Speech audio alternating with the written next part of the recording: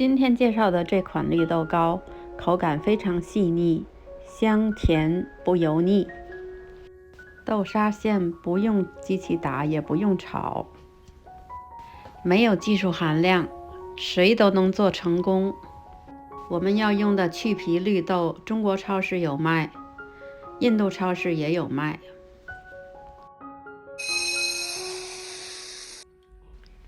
先清洗干净，然后再用清水浸泡至少1夜。浸泡过的绿豆体积大了1倍，而且蒸的时候非常好熟。垫上屉布蒸，高压锅15分钟，豆子就蒸熟了。如果你用底部不透气的盘子或者碗来蒸，蒸的时间就要长。这里我们需要加奶粉、蜂蜜和黄油。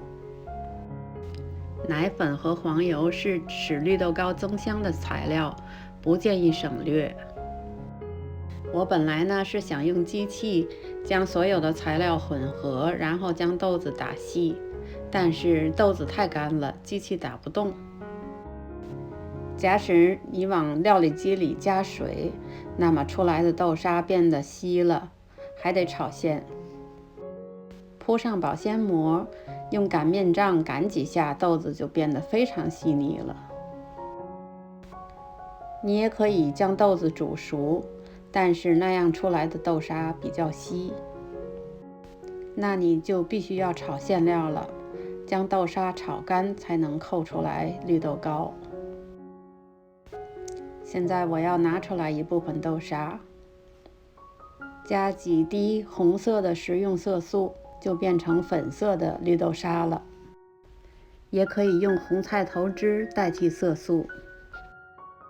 将豆沙分成50克一个的剂子，然后团成椭圆形，这样压出来的绿豆糕整齐，没有毛边儿。也可以包上你喜欢的馅料，比如说红豆沙、果酱、奶黄馅儿。但是豆沙里没有任何面筋，包馅料非常不好包，容易露馅儿。你也可以直接在绿豆沙馅里放一些蔓越莓干、葡萄干，增加风味。留下来的另一半豆沙，我做了2种颜色的，一种加了抹茶粉，另一种加了 coco 粉。同样，把它们搓成椭圆形，压出漂亮的花纹。中秋节如果不做月饼，做这样的绿豆糕也是很好的选择。低脂肪、低热量，又好吃，还有月饼的模样。完整配方在视频下方的说明栏中。谢谢观看。